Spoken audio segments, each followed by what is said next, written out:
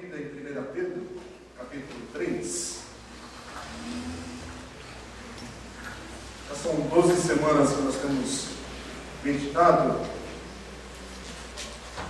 em 1 Pedro. Essa aqui hoje vai ser a 12ª mensagem, uma série total de 20 mensagens nessa carta.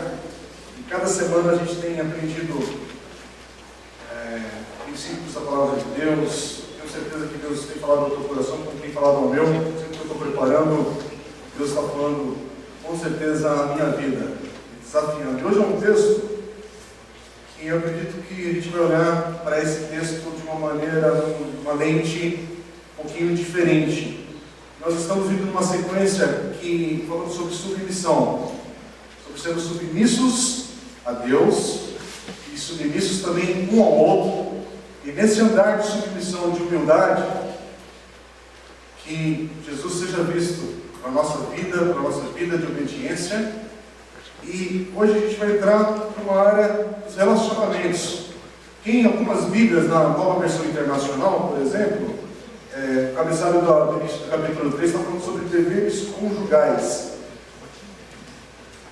Mas esse texto é muito mais do que falar sobre relacionamento homem-mulher ou família. Aqui nós vamos ver uma imagem do relacionamento de Jesus com a sua igreja.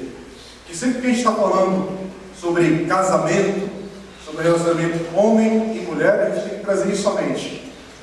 A imagem de Jesus como noivo e a igreja como noivo. Por isso que todo casamento é um testemunho da aliança que nós temos com Deus, em primeiro lugar. E quando a gente olha para um noivo, para uma noiva, eu amo fazer casamentos porque eu sempre gosto de compartilhar o amor de Deus para todos que estão ali presentes.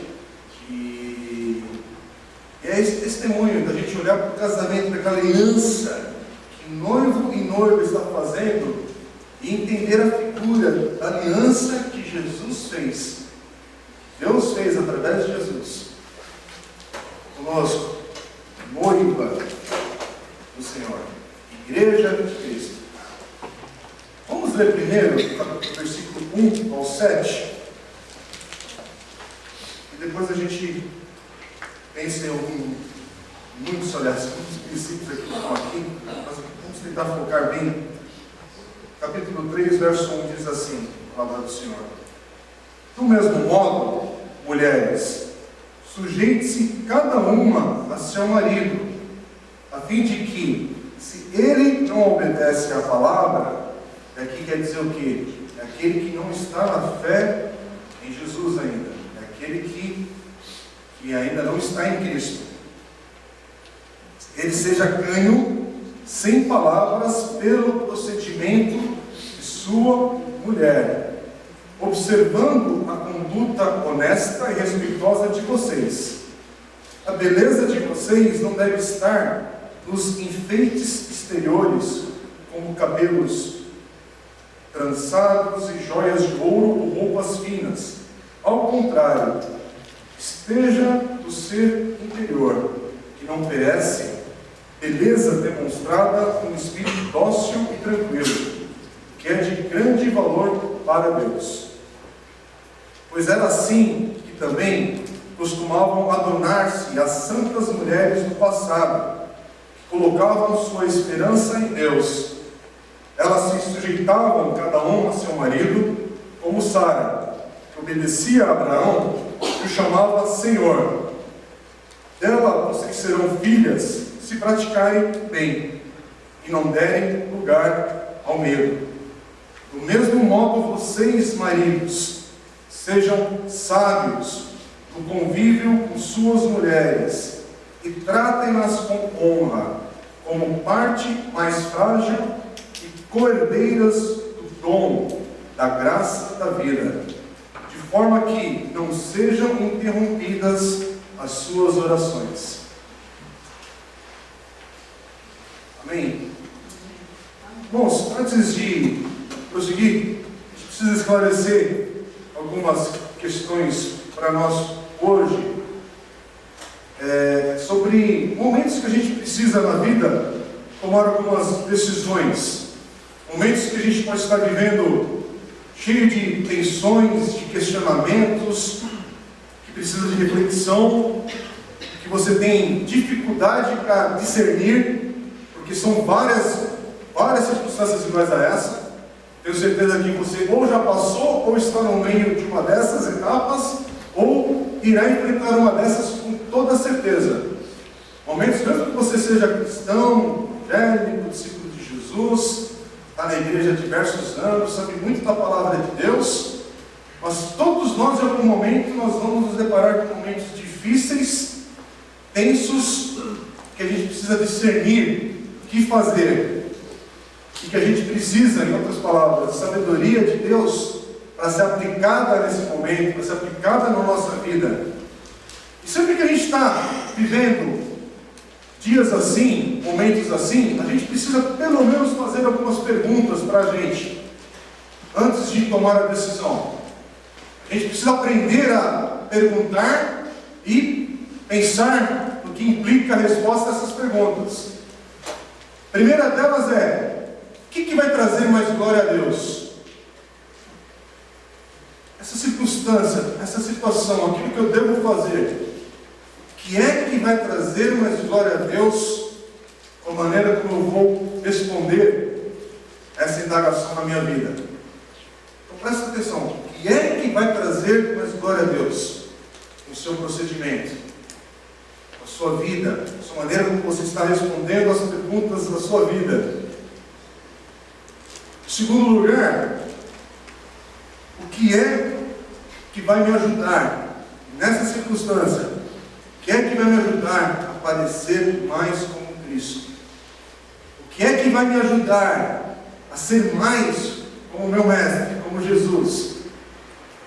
O que é que vai me fazer de fato, nessa circunstância, refletir Jesus? E uma última pergunta: o que é que vai ser melhor para o meu próximo? O que é que vai ser melhor, não para mim?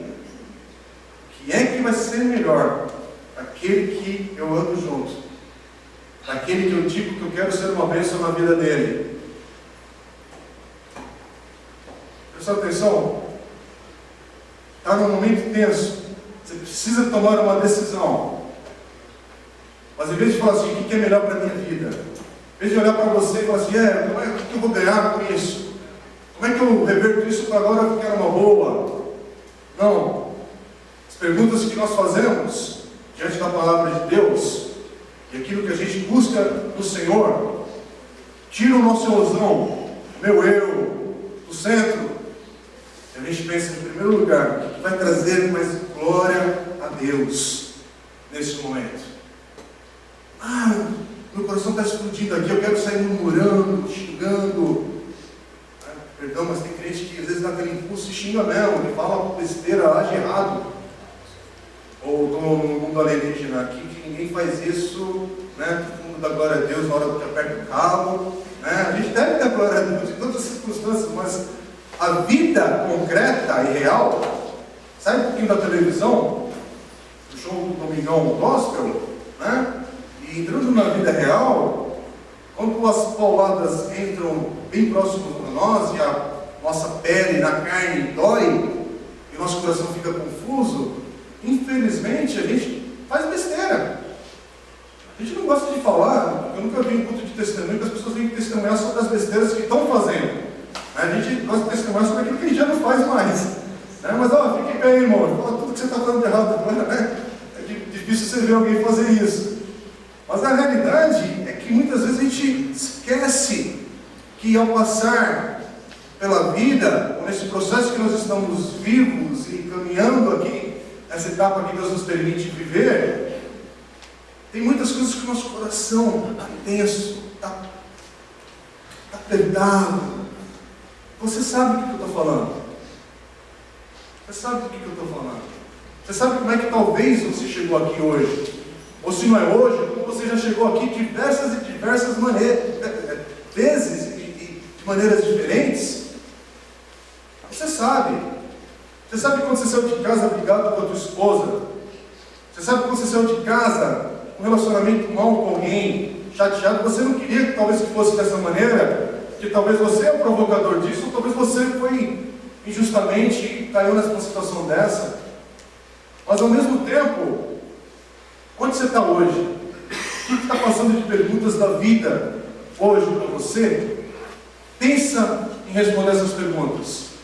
O que trará mais glória a Deus no momento como eu estou aqui hoje? Nesse dia. O que vai me ajudar a parecer mais como Jesus nessa situação de agora? E como é que eu posso me comportar de maneira que eu abençoe o meu próximo? São perguntas difíceis.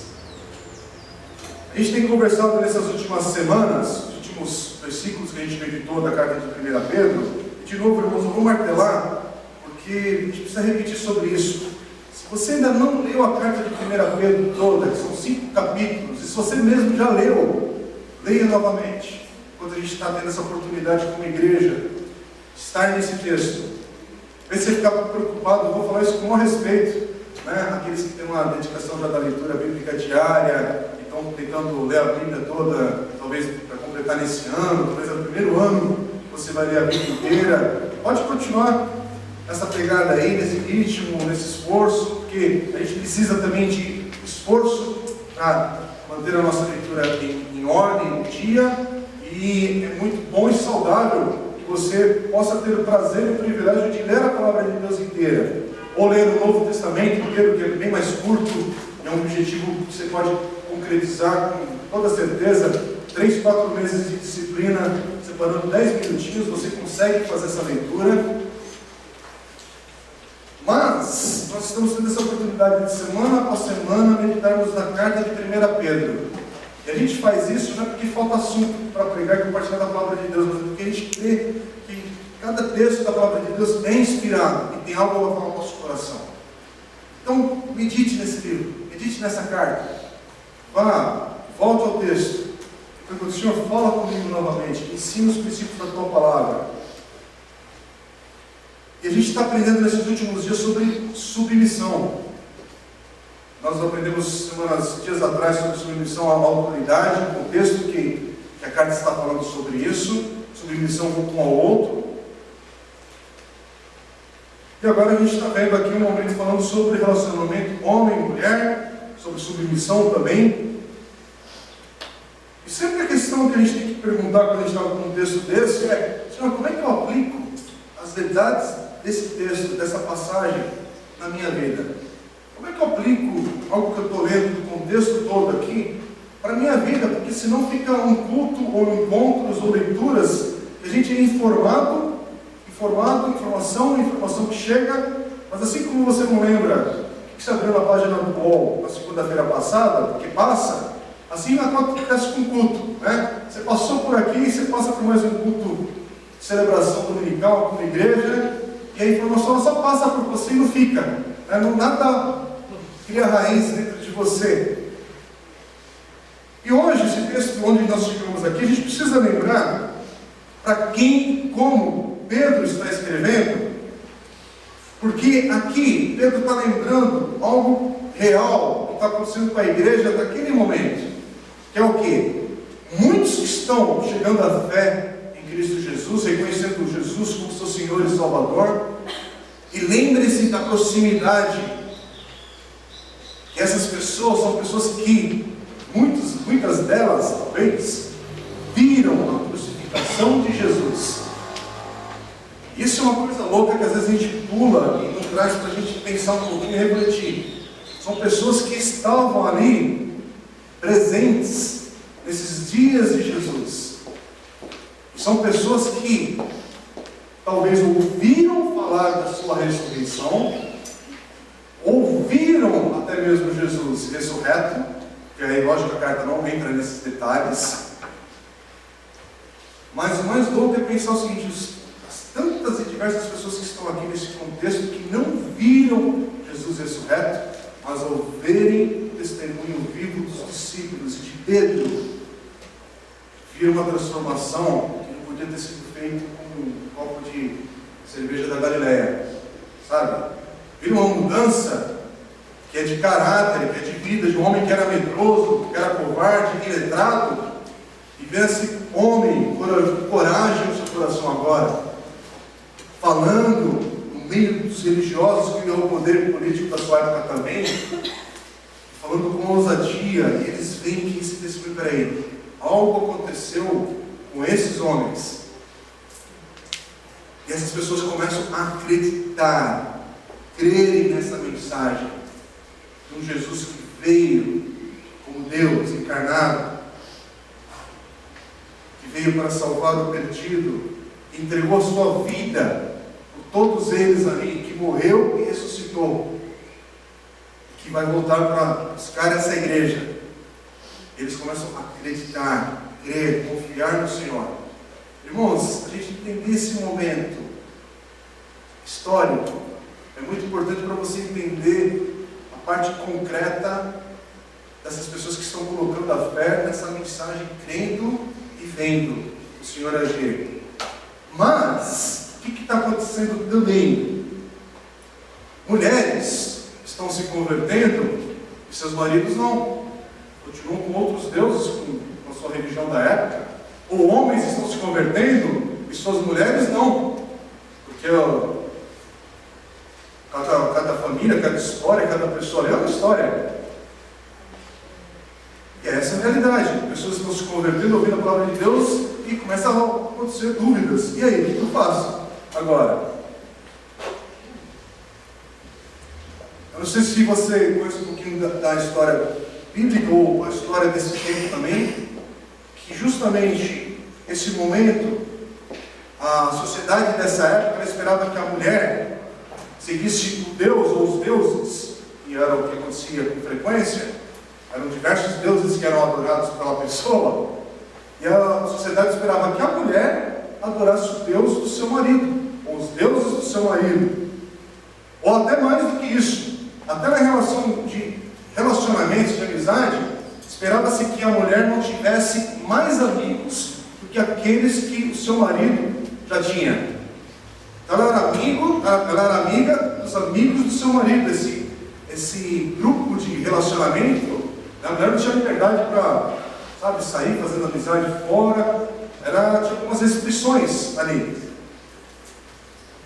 E aí o Evangelho chega nesse momento, nessa sociedade, que tem todo esse contexto sobre relacionamento homem e mulher, o espaço que a mulher tinha nessa cultura, questão de escravos e livres, que a gente já falou um pouquinho aqui nos últimos domingos.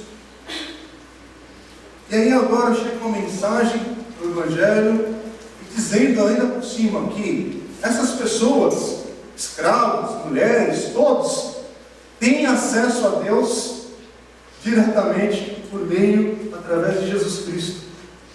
Não precisa ninguém intermediando ou pedindo favor, licença. Por causa do que Jesus Cristo fez, você tem relacionamento com Deus, você tem acesso a Deus. E agora, com essa decisão delas de receberem Cristo em suas vidas, de se tornarem discípulos de Cristo, essas mulheres agora, elas têm novos amigos. Porque agora elas pertencem a uma nova comunidade de fé, a igreja, e elas começam a ter um ambiente de encontro, inclusive, com regularidade, começam a encontrar essas pessoas. Elas vão a espaços ali, casas e locais, para encontrar. E aí isso dá a impressão, ou passa o recado para essa sociedade que, tem alguma coisa de mal acontecendo. Alguma coisa aí que não parece muito bem, porque dá a impressão que essas mulheres estão deixando seus maridos, estão abandonando, querendo sair de casa, porque, como assim? Elas têm que estar com os amigos dele, com os deuses dele, e começa a ter esse probleminha. E aí Pedro, nesse momento da sua carta, está escrevendo porque ele entende que está começando a surgir um problema de testemunho. E Pedro não quer que as pessoas justamente fiquem pensando que o cristianismo não é bom, que seguir a Jesus não é bom. É justamente o contrário. Pedro quer dizer que seguir a Jesus é algo transformador para a sociedade. Que seguir a Jesus é que que Ele é seu Senhor e Salvador, isso transforma a sua vida. Isso transforma, porque vai transformar a sua vida, vai transformar a sociedade, vai restaurar famílias, vai restaurar ambientes ali de relacionamentos. Quer dizer, Pedro está querendo dizer justamente que isso é o melhor para a vida de qualquer um ali. E aí eu não sei se você, quero puxar agora novamente para os dias de hoje, não sei se você consegue trazer para os dias de hoje algo que não é muito diferente do que nós estamos vivendo bem agora. Um momento bem confuso nos dias de hoje sobre testemunho. Que as pessoas pensam, não, seguir Jesus, você vai virar um bitolado, você vai virar um hipócrita. Virando Jesus, peraí, mas aí você vai deixar de conquistar as coisas na vida, no dia a dia, você vai começar a viver uma hipocrisia, tudo é dinheiro, tudo é poder, tudo é isso, tudo é aquilo. Que seguindo a Jesus, poxa, mas aí você vai abandonar os seus amigos, você vai abandonar a sua família, você começa a viver tensões também. E hoje nós estamos vivendo tensões em todas as áreas, quando você publicamente, de fato, fala que você segue a Cristo. Porque hoje nós estamos vivendo dias, falando do Brasil, onde seguir a Jesus, você tem que falar seguir a Jesus e já trazer um guia, um livro de instruções para falar que Jesus que você segue, aonde que você segue, que igreja, trazer história. Quem é batista, trazer a história dos batistas no Brasil, como chegaram, como se forma. Você tem que explicar sobre, não, mas a conduta do dinheiro na minha igreja é diferente. Não, mas o pastor é assim, a liderança é desse outro jeito. Você tem que sair explicando. Eu não sei se você entende, mas isso não é normal. Esse testemunho distorcido que está aqui não é o normal. Não para trazer tempo saudável, não é porque no meu... Eu não precisa ser tão saudosista assim. A questão é que não é normal, porque naquele tempo tinha outros tipos de questões também na tribo. Sempre teve. É isso que eu quero trazer apenas a nossa mente hoje, a nossa forma de pensar. Toda geração viveu algum tipo de conflito, de atrito, de luta, de dificuldades. Nós estamos no ano de 2015. E a ideia é aplicarmos esse texto para a realidade de agora, concreto. E tem alguma coisa concretamente acontecendo agora, sobre o testemunho de ser cristão, que está errado. E não deveria produzir na mente das pessoas essa interpretação. Mas por outro lado, e além da gente abrir a Bíblia, entender que esses irmãos aqui também parece que eles enfrentaram enganos, distorções sobre o testemunho que eles também estavam apresentando de Jesus e precisava de explicação, precisava de alguém falar ali, no caso, Deus usa a vida de Pedro, inspirado pelo Espírito Santo, isso que nós cremos, para escrever essa carta, e essa carta ser aplicada para nós hoje. E aqui não há problema algum sobre a questão da tensão missional ou missionária que a gente vai viver no dia a dia quando apresentarmos o Evangelho.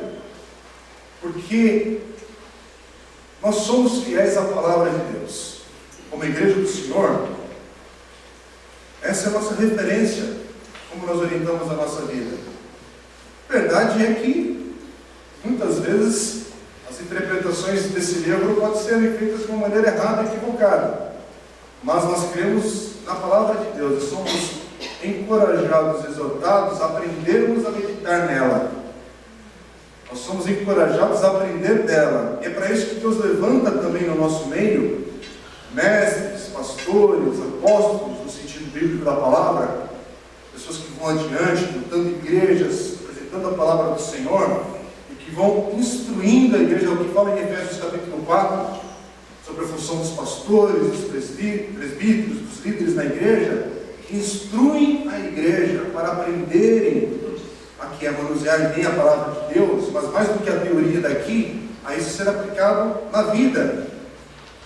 Então nós cremos nos princípios de Deus, dessa palavra, e novamente trazendo para os dias de hoje, no momento que todos nós no Brasil, me parece que é no mundo todo, está vivendo sobre questões sobre família, sobre matrimônio, entre um homem e mulher. E essa é uma posição que nós, como cristãos, cremos na palavra de Deus, Porque assim Deus falou lá no Gênesis. E nós cremos que Deus falou, porque Jesus depois repete essas palavras também nos Evangelhos, que há um casamento entre homem e mulher. E é lindo você trazer essa reflexão, porque não é apenas a questão do gênero. Essa questão do homem e mulher vai nos remeter à ideia e ao conceito de Cristo como o noivo e a igreja como noiva. Irmãos, há algo muito sério que está acontecendo que não é por acaso. Esse bombardeio no conceito família, a questão do gênero, homem e mulher, é algo de Satanás que está tentando derrubar a sociedade e as famílias e tudo por aí, porque isso é algo que é sagrado na palavra de Deus, no princípio da palavra de Deus, para nos abençoar. Para nos abençoar. E essa desorientação de valores que está acontecendo agora, ela é real. Mas eu preciso, ao mesmo tempo, abrir aqui um outro diálogo com a igreja, para a gente aprender também a meditar e refletir na palavra de Deus. E algo que é muito complicado, porque eu vejo muitos pastores, eu não entendo o porquê disso. Talvez alguns, com todo respeito à palavra, por ignorância, no sentido às vezes de não conhecerem bem algumas coisas de contextos culturais e de história e de vida. Mas a gente precisa compartilhar sobre isso, irmãos, e refletir. E uma dessas coisas é nós precisamos entender que nós não vivemos em uma nação cristã. Você está para entender isso? Nós não vivemos num país cristão. O Brasil não existe a instituição Brasil convertida. Nunca o Brasil se dobrou ao Senhor Jesus para reconhecer Cristo em sua vida. Não existe isso. Até porque o Brasil, né, é uma construção social de descoberta políticas e outras coisas que envolvem, né? Essas divisões elas vêm depois. E homens e mulheres já existiam nessa terra. Então não existe uma nação brasileira, como estamos no Brasil, então fala isso, não existe uma nação brasileira que é cristã.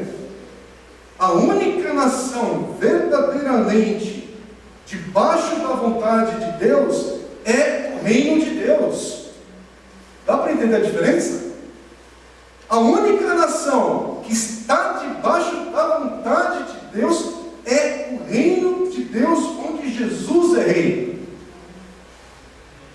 E aí, como a pergunta nos dias de Pedro vale para hoje também, que as pessoas perguntam, mas por que Roma faz a vontade de Deus?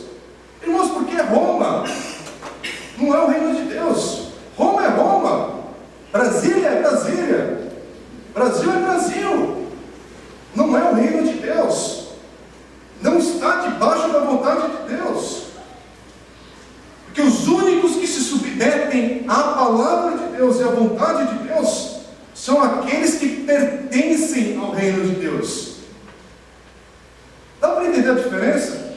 Só quem pertence ao reino de Deus se submete à vontade de Deus, está debaixo da vontade de Deus. É por isso que não adianta, e me desculpe, irmão, se você pensar diferente, fica na liberdade de pensar diferente, mas como pastor dessa igreja local aqui, eu falo como ensino. Não adianta falar o Brasil é do Senhor Jesus. Isso aqui não passa do teto, irmãos. Essa declaração não tem efeito, porque o Brasil é bonito de falar, você pode até chorar sobre isso, mas assim como não foi nos tempos do Novo Testamento, porque, me desculpa, mas eu me inspiro na fé de Pedro e de Paulo e vejo esses homens como exemplos para a minha vida. Eu vejo que algumas orações que eles clamaram e ensinaram à igreja, e me parece que nações foram destruídas, povos foram perseguidos e massacrados, você pula essas partes da história. E aí, a minha interpretação não pode ser que Jesus não ouviu a oração desses irmãos. Me parece que, olha, Deus ouviu muito. Então, me parece que talvez a minha interpretação está errada em muitos e muitos momentos que eu quero trazer isso para os dias de hoje.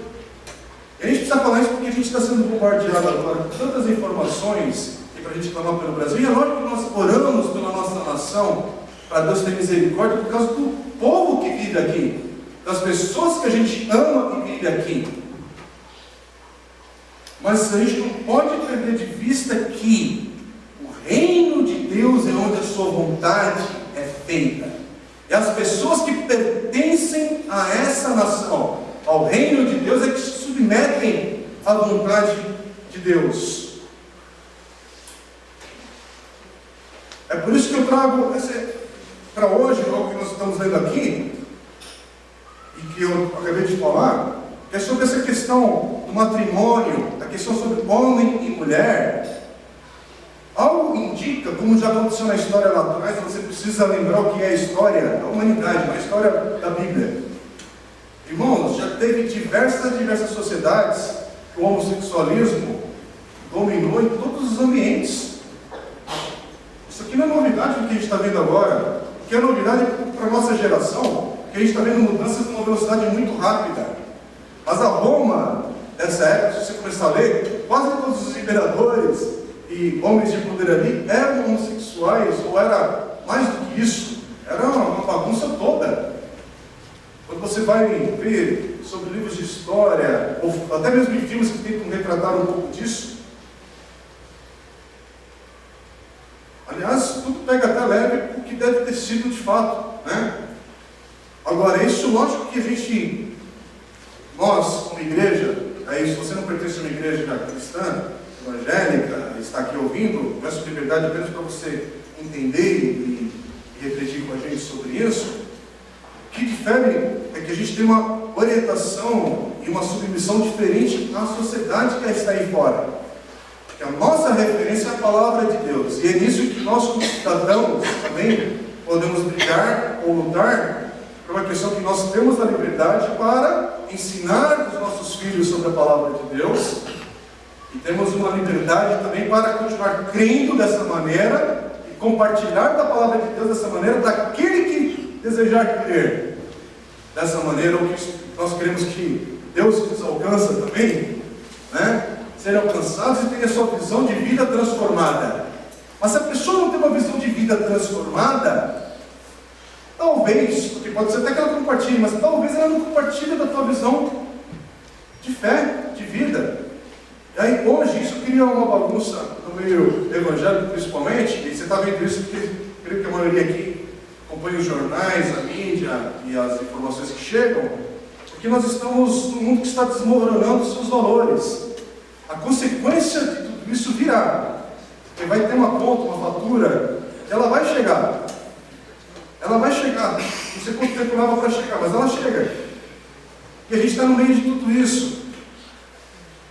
E aí a gente está querendo, muitas vezes, impor que a lei seja a lei da igreja evangélica para aquele que não é evangélico.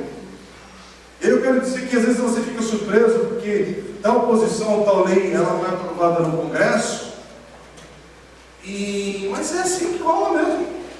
E aí, de novo, gente, eu não estou falando que você não pode colocar seu ponto de vista e não pode falar do que é a visão bíblica, porque nós somos chamados a termos coragem, sermos intrépidos, para anunciar a palavra de Deus. Mas o teu amigo pode querer continuar naquela andada, que nós, com a nossa lente do Evangelho, olhando para a palavra de Deus, a gente vai falar, olha, está errado. É o que nós chamamos, quando dizer que nós estamos fora da vontade de Deus, desalinhado com aquilo que Deus propõe para a nossa vida, é o que nós chamamos de pecado. Porque senão a gente pensa que pecado também é um negócio simples.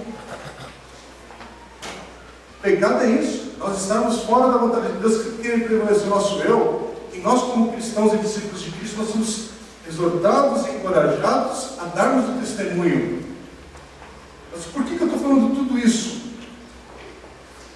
Porque nós estamos vivendo dias que a gente precisa mostrar um testemunho de vida que cative o nosso próximo em amor. Nós estamos chamados hoje a termos um testemunho, que é o que está por trás desse capítulo, irmãos, de 1 Pedro. Esse capítulo de 1 Pedro, o princípio aqui não é questão de mulher se submeta a seu marido, obedeça a ele e vai dar tudo certo. Não, ao contrário, tem um testemunho de vida que mostra humildade, que mostra como a noiva de Cristo se submete ao noivo que é Cristo. E isso é visto através do testemunho do relacionamento homem e mulher, da aliança que é feita com Deus. desse testemunho, e nós testemunhamos com a nossa vida, né, com a nossa fala. E aqui Pedro está falando tudo isso por causa disso. Olha, essa sociedade que está aí, esse mundo que está aí, vai viver fora desses valores, mas a gente precisa dar um testemunho diferente. É um testemunho que ama, que se submete um ao outro, que honra. E hoje eu queria que a gente refletisse, irmãos, se você estiver um pouco confuso com algumas coisas, mas como é que nós podemos ter um testemunho que honre aqueles que pensam diferente de nós? Porque daqui para frente, eu falo isso com meu coração cheio de dúvidas, porque já tenho a Laura com 4 anos, e a Esther que está a caminho, que chega em janeiro. E nossos filhos, e os filhos de vocês, a grande parte aqui da igreja que tem filhos, está crescendo com essa luta de informações, de referências, essa bagunça. Teu coração fica um pouco, às vezes, com medo do que vai dar com isso. Mas a palavra de Deus, ela não nos chama a olhar para o homossexual ou para outras áreas que a gente vê que está desalinhado da palavra de Deus e desprezá-los. Mas nós somos desafiados a amar essas pessoas, a conviver com elas. E aí? E aí a gente está perdidão, vamos falar a verdade? A gente é perdidão, a gente tem medo até de fazer perguntas. Ou estou errado? Se um jovem chegar no grupo de jovens e sair fazendo perguntas que está de fato no coração dele, todo mundo começa a pegar água no corredor, né? Ou vamos para a Bela Vitória, que já deu horário, né, Marcão? Alguma coisa, porque é desconfortável ser confrontado com perguntas que você, às vezes, a gente não sabe lidar ou responder. Pode ir para outra área, porque a área da sexualidade é muito manjada, mas é a mesma coisa do pobre, do injustiçado. Já falei aqui, a gente enviar recursos para os pobres, ou para quem está sendo injustiçado tentar socorrer, é muito mais confortável do que acolher aqui. A gente fica perdidão, a gente bater na tua casa de fato. Mas o testemunho do Evangelho, o desafio da palavra de Deus é como é que nós vivemos no meio dessa sociedade. Porque ao mesmo tempo que nós caminhamos nessa vida com a esperança que Jesus um dia virá nos buscar, pode ser que isso fique para a próxima geração, ou para a próxima e para a próxima. Porque assim que eu tenho visto na vida de muitos amigos queridos que já estão com o Senhor hoje, e que tinham a esperança da volta do Senhor em seus corações, mas aí você vê que ficou um pouquinho mais adiante, foi passando. E hoje, estou chegando nos meus 45 anos, aí você começa a ter perguntas para a vida, sobre como ser mais produtivo, isso e tal, os próximos anos, etapas de vida, como se cuidar, mas tu pergunta e aí, Senhor? Quanto tempo ainda? E aí, Senhor? O que o Senhor vai fazer? E aí, com essa bagunça toda que está vendo? Política, familiar, valores éticos, morais. E aí, Senhor? E aí que Deus nos fala nesse texto, para nós termos uma vida que seja um exemplo de graça e amor de Deus. E onde começa isso? Começa no teu relacionamento homem e mulher. Começa a mostrar a verdade, que você mostra que você tem uma vida cativante pela honra. Em honrar quem está próximo a você. E que ambiente que exemplifica melhor isso do que a família? Porque a mulher que honra o seu marido e o marido que honra a sua esposa, que consequentemente vai honrar os seus filhos. Porque o Evangelho, ele transforma, ele não enche a nossa vida só de blá blá blá, e só de novo vocabulário evangélico. Mais do que isso, o Evangelho transforma, ele muda corações brutos e endurecidos, corações que amam, que valorizam o próximo. E é isso que é esse texto pesado hoje, porque é pesado para mim. Porque o desafio de olhar para isso, tá, Joia, mas como é que eu tenho essa vida de honra? E aí Pedro está falando sobre isso. Olha, mulheres, sujeite-se cada uma a seu marido.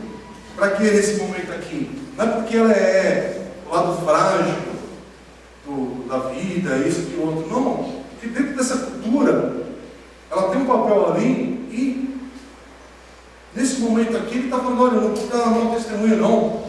Não vamos mostrar que o cristianismo, que a vida em Jesus faz da gente pessoas piores. Mas ao mesmo tempo, mostre o teu testemunho, ganhe o seu marido. pela tua vida. Em vez de querer discursar, falar, sabe, encher a cabeça dele de conceitos e valores e tal, não ganha pela vida. Mostra que aquilo que uma vez você falou, uma vez você disse de Jesus, de fato trouxe transformação na tua vida. Irmãos, todo mundo aqui tem família, né? Por mais que você fale que você tem pai e mãe cristão, sempre tem alguém que não é cristão, que você sabe o que eu estou falando. Como é difícil ganhar essa pessoa pelo testemunho de vida. Não é verdade? Como é difícil. A gente quer ganhar pelo argumento. A gente quer ganhar com o melhor conceito filosófico, resposta mais brilhante do certo e do errado e trazer o versículo certo para aquele momento. Mas como que é difícil ganhar pelo testemunho de vida. E é o que Pedro está falando. Tenha uma vida que honra. Tenha uma vida, em outras palavras também, que é santa, que é piedosa, que é temente a Deus. Vamos continuar lendo, a gente vai indo para o fim dessa meditação. Mulheres, sujeitem-se cada um ao seu marido, a fim de que ele, que não obedece a palavra, se não obedece a palavra, seja ganho, sem palavras, pelo procedimento de sua mulher, pelo seu testemunho, observando a conduta honesta e respeitosa de vocês. Aí você vê o presidente da Câmara que quer falar que é cristão, tudo. Aí você fala assim, não, tem alguma coisa errada. Não pode falar, não pode. Pode sim. Um hipócrita, um mentiroso, falando em nome de Jesus, coisas lá. Um homem que não tem temor a Deus, que Deus tem misericórdia dele. Eu vou falar para ele para o inferno, não é esse tipo de raiva que você tem que ter do cara. Porque eles também têm que ter amor. Então, em oração para o presidente da Assembleia lá da Câmara, Deus tenha misericórdia desse homem, para que de fato ele tenha um encontro transformador de vida e que devolva todo esse dinheiro que ele roubou da nossa nação. Por quê? Porque parece que ele não tem uma conduta honesta e respeitosa, assim como tantos outros que falam em nome de Jesus, que dão um testemunho mau e que aí cria toda essa confusão. Então vamos para a palavra de Deus, que é para nós também aqui. Você que é microempresário, você que é funcionário público, você que é dona de casa, você que é estudante. Porque se toda palavra é inspirada, quando aqui está falando para as mulheres, é para a gente entrar nesse texto juntos e aprender. Ah, não, isso aqui é só para as mulheres. Não, meu amigo. Isso aqui é para nós. Ah, mas eu não sou casado. Mas é para aprender com o testemunho daquele que é casado. Ah, mas eu não sou separado. Eu vi que esse negócio não estava muito certo. Não, então aprende para a maneira certa a nossa conduta de vida. Aí Pedro está falando assim, olha, observando a conduta honesta e respeitosa de vocês. E o verso 3. A beleza de vocês não deve estar nos enfeites exteriores, como cabelos trançados, joias de ouro, roupas finas.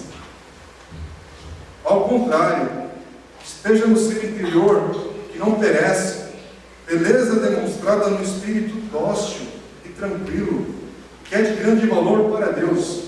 Só um parênteses aqui, esse aqui é aquele texto que já foi usado por muitas igrejas, principalmente na época de se pregar sobre usos e costumes, e aí o cara prestava atenção só nesse negócio de tranças e coisas exteriores, e a mulherada de se arrumar bem, de cuidar do cabelo, de outras coisas, e o texto não está falando disso. Está falando só para que, olha, o testemunho seu não é isso. Que mostra que Jesus te alcançou, te transformou, você é uma nova criatura em Deus, não é estar de cabelo compridão lá no pé. É ter uma vida que a conduta mostra isso. A vida mostra isso. Vamos continuar. Verso 5. Pois era assim que também costumavam adornar-se as santas mulheres do passado, que colocavam sua esperança em Deus. Elas se sujeitavam cada uma a seu marido, como Sara, que obedecia a Abraão, que chamava Senhor. Dela vocês serão filhas se praticarem o bem e não derem lugar ao medo. Que é lindo num versículo como esse, que traz o exemplo de Sara. Sara que mentiu, Sara que tentou dar um jeitinho para as promessas de Deus chegarem com mais pressa na vida da sua família. Mas olha como a palavra de Deus chama Sara, uma mulher santa, grande exemplo. Por quê? Porque Deus agiu na vida de Sara. Parece que Sara não ficou presa, apenas aquela pisada seguida. Fala sobre uma conduta santa, uma conduta piedosa, uma conduta que mostra Jesus, mostra Deus, mostra transformação, mostra amor, mostra graça. O verso 7 vai falar: do mesmo modo vocês, maridos, sejam sábios no convívio com suas mulheres e tratem-nas com honra, como parte mais frágil e coerdeiras do dom da graça da vida, de forma que não sejam interrompidas as suas orações. Novamente, quando a gente fala sobre maridos aqui, mas as mulheres entrem nesse texto juntas, ou todos aqui entrem nesse texto juntos, para a gente aprender sobre essa conduta de honra, conduta de, quando a gente fala que ama, mas que a gente pensa de fato no nosso próximo. Irmãos, é por isso que eu amo o Evangelho, amo a palavra de Deus, porque a palavra de Deus, ela fala: olha, não adianta só querer ter as regrinhas, os conceitos, os versículos e as letras das músicas bonitinhas, a gente cantando direito, fazendo toda a coreografia gospel, né? Agora todo mundo da esquerda vira, né? Da direita também. Assim, na hora que você sai aqui da porta, você já tudo quanto é besteira e eu de coisas básicas da vida. Irmãos, em outras palavras, o Evangelho não tem nada a ver com hipocrisia de vida. E o mundo aí fora, que nos choca, que nos machuca, que nos fere com seus valores, porque, novamente, eu quero, para ninguém sair falando que eu falei coisa errada aqui ou besteira, né? Nós somos chamados a termos a palavra de Deus como referência para a nossa vida, para a nossa conduta, para nossas decisões. Irmãos, a gente vai estar com medo desse mundo caído aí fora. Parece que Deus ainda nos usa para sermos agentes de transformação. Até onde essa transformação vai chegar, eu não sei. Mas eu sou encorajado, exortado a ter uma vida, que a minha conduta mostre uma vida de Deus, uma vida santa, uma vida que honre ao próximo. Isso começa na minha casa. Isso começa com a minha esposa, com os meus filhos. Isso começa na vida da igreja local, na vida de comunhão que nós somos chamados a termos também. Hello? E muitas vezes tem muita bagunça no nosso meio. Falta submissão, mas não submissão no sentido de autoridade, de obedecer. Fecha a porta. Não é esse tipo de coisa, né? Submissão no seguinte: olha, é menos eu, mas é mais servir o meu irmão, estar aqui junto, para amar, para compartilhar a vida, para estar no dia a dia da vida. Por quê? Porque esse testemunho. Eu gosto muito de falar sobre a nossa igreja, no sentido de, irmãos, Deus nos permitiu estarmos aqui, para que pessoas, ao estarem conosco, vejam algo que Deus fez na minha e na sua história. Esse é o testemunho que a gente está dando aqui hoje, domingão, juntos. Porque eu conheço a história de alguns irmãos aqui que hoje estão com o coração em luta, dificuldades muito sérias de saúde ou emocionais. Está aqui. Está aqui louvando a Deus, está aqui orando, está aqui clamando, está aqui chorando, está aqui sem saber o que fazer, mas está aqui. Está aqui não por causa do prédio, está aqui porque, Senhor, eu creio que o Senhor está aqui no nosso meio. Deus está falando ao coração e Deus está... Sabe, você está sendo bênção na vida dessa pessoa, está encorajando, está instruindo. Teu testemunho está em conexão com vidas. Estamos iniciando mais uma semana, daqui a pouco, domingo que vem, já inicia um outro mês. Nessa semana a gente vai passar o nosso testemunho de vida. Mostre uma conduta honesta, piedosa, submissa. Honre a Deus, e ao honrar a Deus, você honre